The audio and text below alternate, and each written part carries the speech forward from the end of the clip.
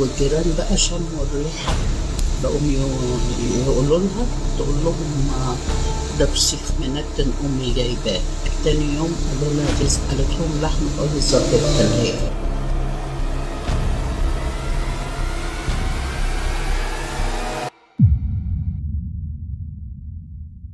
اللي قدامك في الصورة دي سالي الجباس، محامية معروفة اتشهرت بالدفاع عن حقوق المرأة وظهرت في لقاءات كتيرة جدا وهي بتتكلم عن حاجات زي القيم وبر الوالدين وغيره. ولكن هل كنت تتخيل انه نفس الشخص ده واللي اتشهر بكل القيم اللي قلنا عليها دي ومنها بر الوالدين هيبقى بعد كده المتهم الرئيسي في قضية هزت اسكندرية كلها، قضية كانت الضحية فيها الأم، والمتهمة بحسب ما أعلنته جهات التحقيق هي بنتها؟ والأكتر صدمة بقى من كل ده مش بس هوية الطرفين، ولكن في التفاصيل اللي كشفتها التحقيقات الأولية من مسرح الجريمة والطريقة اللي اتنفذت بيها الجريمة. ازاي وصلت القصة للنهاية دي، وايه اللي حصل من أول ما بدأت القصة لحد الوقت اللي اتقبض فيه على المتهم، كل ده هتعرفه. أنا عمر عصام، ودي قضية سالي الجباس.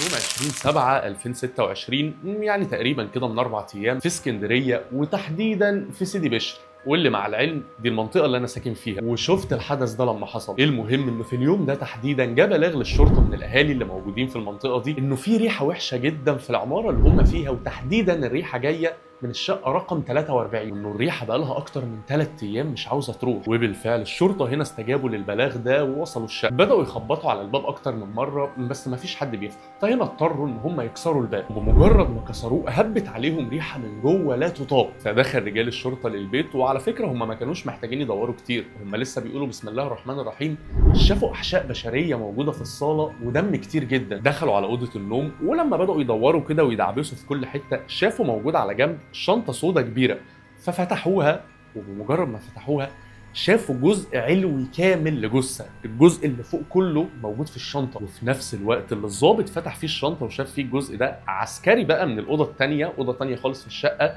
بدا ينادي على الضابط ويقول له الحقني يا فندم، انا قدامي هنا كيسه موجود فيها اجزاء بشريه، اجزاء بشريه متقطعه. الضابط هنا اصلا لسه ما فاقش من الصدمه الاولى، هوبا اخذ التانية في وشه كده، جثه مقسومه نصين، الجزء العلوي في اوضه والجزء السفلي في اوضه تانية. فضلوا يكملوا تدوير ويروحوا شمال ويمين لحد ما وصلوا عند التلاجة، فتحوا باب الفريزر، شافوا كيسه سودا موجوده، اخدوها وفتحوها، لقوا جواها الراس، جثه مفصوله 3 اجزاء، كل جزء موجود في مكان شكل.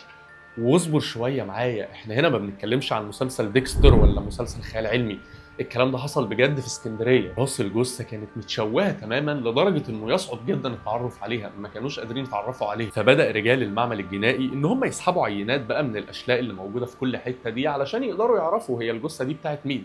وفي نفس الوقت رجال الشرطه بقى طلعوا وعملوا تحقيق واسع مع كل الجيران اللي موجودين في العماره. هنا بقى عرف ان الشقه دي هي بتاعه المحاميه سالي الجباس. وكمل الاهالي بقى وقالوا ان احنا بقالنا 3 ايام شامين ريحه وحشه جدا طالعه من الشقه. فكلمنا سالي وسالناها، اللي بالفعل في الوقت ده هي كانت لسه موجوده في الشقه، فقالت لنا معلش انا اسفه جدا، انا امي كانت حاطه كيسه لحمه في الفريزر والفريزر باظ فاللحمه باظت، فانا اسفه جدا انا هاخدها وهرميها دلوقتي. كيس لحمه، ها هي لحمه فعلا. فخلاص الاهالي قالوا لها تمام ومشيوا. بس بعدها بيوم اللي هو يوم 19 الريحه ما راحتش، الريحه اصلا زادت اكتر ما كانت موجوده. فالاهالي راحت تاني وفضلت تخبط على الباب، بس المره دي مفيش حد بيفتح.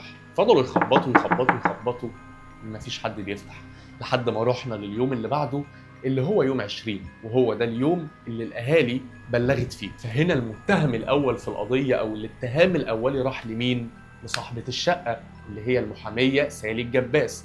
طيب هي فين بقى سالي الجباس؟ محدش يعرف. المشكلة ان كل ده هم اصلا مش عارفين هي الجثة دي بتاعت مين. الجثة كانت مشوهة، دماغها كانت مشوهة لدرجة ان هم مش قادرين يحددوا، وفي نفس الوقت سالي مختفية ومش قادرين يوصلوا لها، ولا الجيران عارفين مكانها ولا حتى اصحاب سالي يعرفوا مكانها فين. بس هنا لما الشرطة بقى بدأت تحقق مع صحاب سالي، هنا عرفوا ان اللي المفروض عايش في الشقه مع سالي هي امها. لا بس طبعا يعني الموضوع مستبعد، اكيد هي ما قتلتش امها ولا عملت فيها كل الكلام ده، اكيد مش هي الجثه، لحد ما خرجت تحاليل المعمل الجنائي وكانت الصدمه، الجثه فعلا كانت لامها. هنا كثفت الشرطه بحثها لحد ما فعلا قدرت ان هي تقبض على سالي يوم 23/7.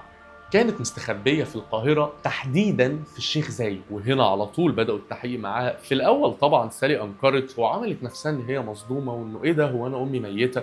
بس مع الضغط عليها اعترفت سالي. بس قبل ما اقول لك الاعترافات، تعالى اصلا نعرف هي مين سالي دي، وما تنساش تنزل تعمل لايك وتشترك في القناه. قبل ما اسمها يرتبط بواحده من ابشع القضايا في مصر، كانت سالي الجباس محاميه بالنقض وشخصيه مشهوره جدا على السوشيال ميديا بدفاعها الدايم عن المراه وحقوق المراه وبر الوالدين والحاجات اللي زي كده. وكمان كانت ام وزوجه، بس للاسف تجربتها في الجواز ما كانتش الطف حاجه. فبعد سنين قليلين انفصلت عن جوزها واتطلقت، وللأسف بنتها اللي عمرها 3 سنين اتوفت بسبب مرض عصبي. ومن وقتها وسالي ما بقتش كويسة خالص، وده على فكرة بشهادة صحابها. فقالوا إن حالتها النفسية كانت صعبة جدا ودايما كانت بتفكر في الانتحار، بل بالفعل هي حاولت إن هي تنتحر مرة بس المحاولة فشلت. بس هل ده مبرر إنه يوصلها إن هي ممكن تقتل؟ ومش أي حد، تقتل أمها. ومش بس كده، التحقيقات كشفت الصدمة في الطريقة البشعة اللي اتنفذت بيها الجريمة. التحقيقات مع سالي اعترافها بان هي بالفعل نفذت الجريمه دي، وبدات تحكي التفاصيل. فقالت ان هو في يوم 17/7 كانوا قاعدين بيتكلموا وحصل ما بينهم مشاده كلاميه عادي، يعني الموضوع بيحصل معانا ومع اهالينا طول الوقت. قالت ان الموضوع ده حصل معاها اكتر من مره، بس المره دي هي ما عدتهوش. فقامت سالي من مكانها وخنقتها لمده اكتر من 5 دقائق لحد ما اتاكدت ان هي ما بقتش بتتحرك نهائي. وبعد ما اتاكدت بدات تفكر طيب انا هعمل ايه في الجثه دي؟ فدخلت المطبخ، جابت اكبر سكينه موجوده في المطبخ والمقص اللي موجود قدامها، وبدات تفصل الجسم عن بعضه حاجه حاجه.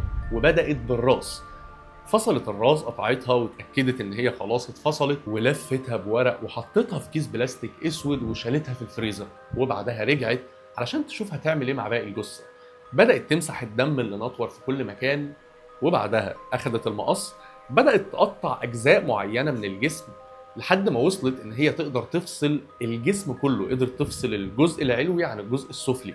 فتحتهم، وبعدها اخذت كل جزء فيهم حطته في شنطه ورميته في اوضه معينه. طبعا اثناء ما هي بتعمل كل ده كان في قطع واشلاء ودم بتترمى في كل حته. هي ما شالتش بقى الحاجات دي، سابتها زي ما هي موجوده في الصاله. وفي خلال الوقت ده الريحه بتاعت الجثه كانت بدات ان هي تطلع، وهي مش قادره ان هي تعمل حاجه في الحوار ده، لدرجه ان الجيران بداوا يسالوا. فكانت بتحاول على قد ما تقدر ان هي تنيمهم. مره تقول لهم معلش لحمه معفنه والفريزر باظ، والمره الثانيه تقول لهم اصل احنا عندنا فسيخ النهارده، وكانت بتحاول تنيمهم على قد ما تقدر لحد ما تشوف صرفه. بس لما لقيت نفسها ان الموضوع بهوأ منها او ان هي خلاص ما بقتش قادره ان هي تخفي الجثه، هنا قررت ان هي تهرب. وبالفعل قفلت تليفونها وسافرت القاهره واستخبت في شقه في القاهره تحديدا في الشيخ زايد. وكانت بتجهز نفسها ان هي خلاص تطلع بره مصر، بس ما لحقتش. الشرطه قبضت عليها قبل ما تسافر. وفي خلال التحقيق معاها لما سالوها هو انت ايه الدافع بتاعك اللي يخليكي تعملي حاجه زي كده في امك، ردت عليهم وقالت لهم ان ده بسبب ان امها بتعاملها دايما وحش. نسيت اقول لكم، امها هي عندها 70 سنه وكل اهل العماره بيشهدوا لها ان هي ست طيبه جدا وحسنه الخلق وتعرف ربنا، وشهدوا لها بكل خير. بس اصرت على كلامها وفضلت تقول ان ده بسبب ان هي بتعاملها وحش جدا، وان هي بتشيلها كل الفشل اللي موجود في حياتها. وبتقول لها انت السبب ان جوازك ما كملش، وانت السبب ان بنتك ماتت، انت فاشله في حياتك، انت ما بتعمليش حاجه. لحد ما وصل انه فاض بيها وما بقتش قادره تستحمل وما حستش بنفسها غير وهي عامله كده، غير وهي قتلاها علشان تصحى اسكندريه وتحديدا منطقه سيدي بشر اللي انا موجود منها على واحده من اكتر القضايا المرعبه والصادمه اللي ممكن تحصل لنا. لسه التحقيقات معاها شغاله لحد دلوقتي وكل يوم بيطلع تفاصيل جديده. فاتاكد ان انت مشترك عندي في القناه علشان اي جديد هنزله في حلقه تانية، ما يفوتكش. المشكله بقى اني مجرد ما اتخيل اللي هي عملته، لا ايه ده؟ يعني تقتل امها وايه الجراءه اللي عندها ان هي تشوف ايه، ان هي تخنق امها وبعد كده تشوفها مرميه في الارض وقلبها يجيبها ان هي تقرر ان هي تقطعها. تقطع امها. هي دي المحاميه اللي بتدافع عن الناس وبتدافع عن حقوق المراه، هي دي اللي طلعت في لقاء وقالت بر الوالدين وبر امك ده اهم حاجه، وامك اهم حاجه في الدنيا. هي دي. الموضوع مرعب، ومهما كان الدافع في الدنيا عمره ما يوصل ان شخص ممكن يعمل كده في امه. مرض نفسي مثلا، بس مرض نفسي ايه اللي يخليها تخنق الاول، وبعد ما تخنق يجي لها التفكير ان هي تقعد تفكر، فتدخل تجيب سكينه وتجيب مقص وتبدا ان هي تقطع الجثه لاجزاء وتشيل كل جزء في مكان معين. وفي البروسيس دي بقى كلها تقعد يومين كاملين بتعملها، والجيران يجوا لها تنيم الجيران وتقعد تضحك عليهم. مرض نفسي ايه؟ هو في مريض نفسي بيعمل كده؟ هو المريض النفسي اللي بيعمل حاجه زي كده بيبقى اصلا فايق ان هو يفكر ازاي يقعد يعمل كل ده؟ ازاي يخفي الجريمه بتاعته بالطريقه دي؟ ده بقى السؤال اللي عاوزكم كلكم تردوا عليه في الكومنتات. هل ممكن فعلا المرض النفسي يوصل الشخص ان هو يعمل حاجه زي كده، ان هو يقتل؟